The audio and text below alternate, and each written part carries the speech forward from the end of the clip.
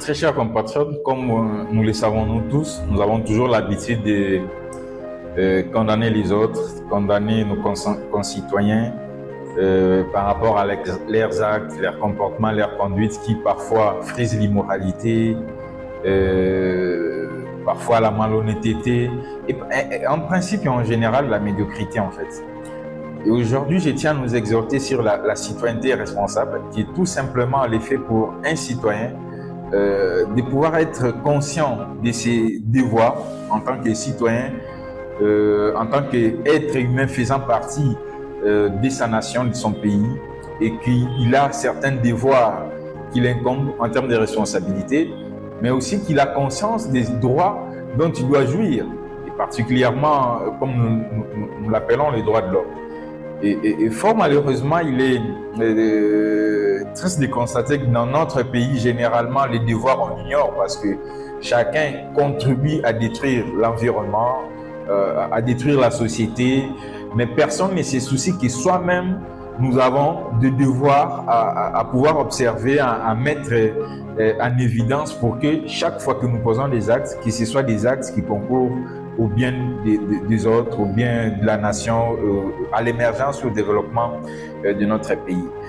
Vous allez parfois vous poser la question comment quelqu'un parle beaucoup à la télévision et ainsi de suite, mais lorsqu'il a un poste de responsabilité, cette personne ne devient que l'ombre de lui-même et parfois même devient plus pire que médiocre, tel qu'il était en train de pouvoir lui reprocher ou dénoncer jadis lorsqu'il n'avait pas encore de responsabilités publiques.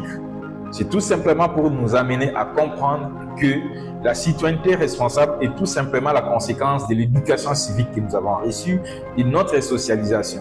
Et comment est-ce que nous avons été éduqués civiquement? Comment est-ce que nous avons été socialisés? Parce que c'est cela la base qui nous amène à construire une personnalité propice à la participation effective, à l'émergence, au développement de notre pays.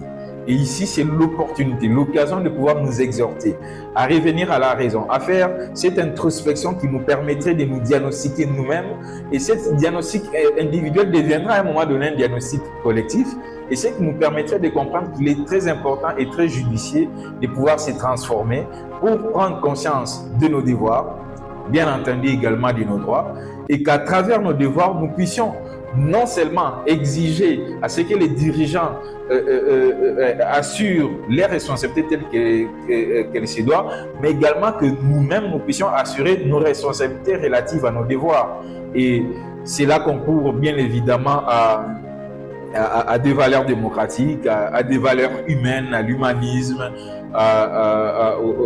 au patriotisme et surtout qu'il y ait ce sentiment d'appartenance à sa nation, parce que lorsque psychologiquement nous avons ce sentiment d'appartenance patriotique, et bien évidemment il nous sera difficile de pouvoir concourir à des comportements délictueux, des comportements qui favorisent tout simplement la dégradation non seulement de la nature, de l'environnement et plus loin même de notre nation.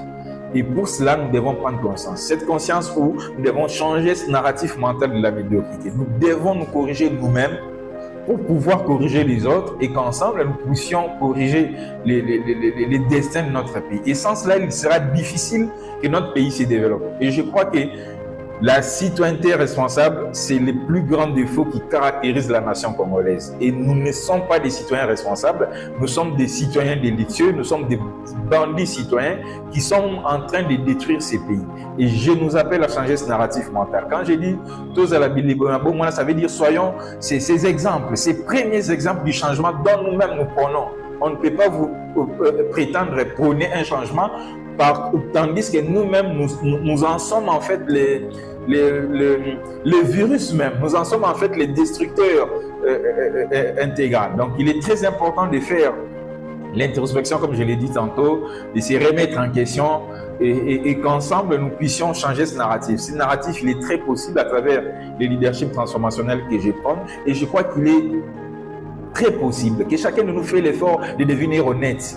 C'est la plus simple des choses à faire. Que chacun de nous fait l'effort de devenir intègre. C'est la plus simple des choses à faire. Que chacun de nous fait l'effort à développer l'humanisme, la bienveillance, à faire au moins quelque chose de bienfaisance tous les jours. Et par ces mécanismes, il serait très important que chacun de nous s'engage individuellement, à travers des valeurs que nous prenons, à travers la conviction du changement que nous prenons vraiment, il sera très facile et très probant de pouvoir ensemble concourir à ces changements. Sans cela, le pays continuera à vivre dans cette hypocrisie des médiocres qui, à 10 heures, parle les biens, à 11 heures, lui-même fait les mal, et la même personne est au même moment, simultanément, le bien et le mal, et ce qui ne peut jamais être une évidence pour pouvoir avancer ou pouvoir évoluer. Donc, tous à la bilembo ya bongwana, soyons prototypes du changement,